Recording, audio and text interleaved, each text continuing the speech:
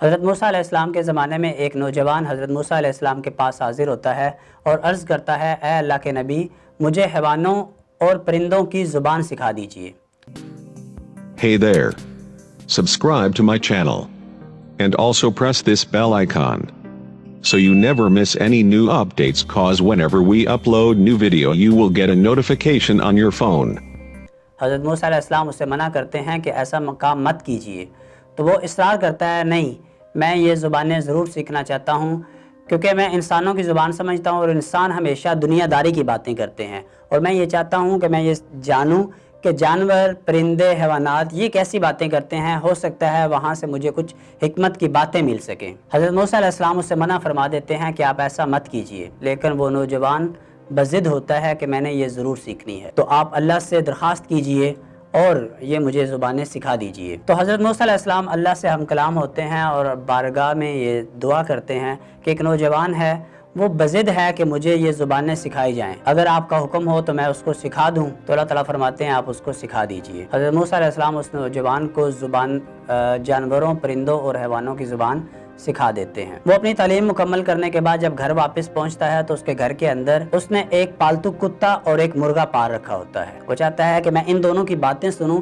کہ یہ کس طرح کی آپس میں باتیں کرتے ہیں۔ وہ ایک طرف ہو کے بیٹھ جاتا ہے تو اس نوجوان کی بیوی ایک روٹی کا ٹکڑا ان دونوں کے آگے گراتی ہے۔ مرغا اور کتا دونوں بھاگ کے ٹکڑے کی طرف جاتے ہیں تو مرغا جلدی سے وہ ٹکڑا اٹھا لیتا ہے اور کھا جاتا ہے۔ کتا اس مرغے سے شکوہ کرتا ہے کہ آپ نے مجھ سے پہلے یہ ٹکڑا اٹھا کے کھا لیا ہے جبکہ مجھے بہت زیادہ بھوک لگی تھی، اب میں کیا کھاؤں گا، ایک ہی ٹکڑا تھا وہ تو آپ نے کھا لیا، اب مجھے بڑی بھوک لگی ہے، میں کیا کروں؟ تو مرغا اسے کہتا ہے کہ آپ بیٹھ جائیں، آپ اطمینان کریں، صبر کریں کہ کل آپ کو بہت اچھا کھانا ملنے والا ہے۔ کہتا ہے تمہیں کیسے پتا، مجھے کیسے کھانا ملے گا؟ تو کہتا ہے کل ہمارے مالک کا گھوڑا مر جائے گا اور وہ گھوڑا جب گرا کے آئیں گے تو آپ اس کا گوشت کافی دنوں کھاتے رہنا، تو آپ کا پیٹ بھرا رہے گا۔ تو وہ کتا بڑا خوش ہو جاتا ہے، وہ کہتا ہے یہ تو بڑی اچھی بات ہے۔ اب یہ بات اس کا مالک بھی سن رہا ہوتا ہے، تو مالک اس بات کو سچ سمجھتے ہوئے جلدی سے اس گھوڑے کو کھولتا ہے، مارکیٹ لے جاتا ہے اور وہاں جا کے بیچ دیتا ہے۔ اب جب اگلا دن ہوتا ہے تو کتا اس انتظار میں ہے کہ وہ گھوڑا مرے گا اور میں کھاؤں گا، لیکن ایسا نہیں ہوتا۔ جب دن بھر گزر جاتا ہے تو رات کو کتا اس مرغے سے کہتا ہے تم نے یہ کیا کیا میرے ساتھ، نہ تو گھوڑا مرا ہے اور نہ مجھے کچھ کھانے کو ملا ہے۔ تو اس بات پہ مرغا کہتا ہے کہ گھوڑا مر گیا ہے، لیکن چونکہ میرا مالک اسے کل ہی بیچ آیا تھا تو جس نے خریدا ہے آج اس کے پاس وہ گھوڑا مر چکا ہے، لیکن آپ صبر کریں، کل اس مالک کا خچر مرے گا، اب وہ کھا لینا۔ کتا پھر صبر کے ساتھ بیٹھ جاتا ہے اور ایک دن کا انتظار کرتا ہے۔ اب یہ بات بھی مالک نے سن لی تھی تو وہ جلدی سے خچر کھولتا ہے اور مارکیٹ لے کے جاتا ہے اور اس کو بیچ دیتا ہے تاکہ مجھے نقصان نہ ہو۔ اب اگلا دن گزرتا ہے تو رات بھر اب کتا بھوکا ہے، وہ دوبارہ اس مرغے کے پاس جاتا ہے، کہتا ہے کہاں مرا وہی خچر؟ تو وہ مرغا کہتا ہے کہ خچر بھی مر گیا، میں نے تمہیں کہا تھا گھوڑا مرے گا، گھوڑا بھی مر گیا ہے اور خچر بھی مر گیا ہے، لیکن یہاں نہیں مرا،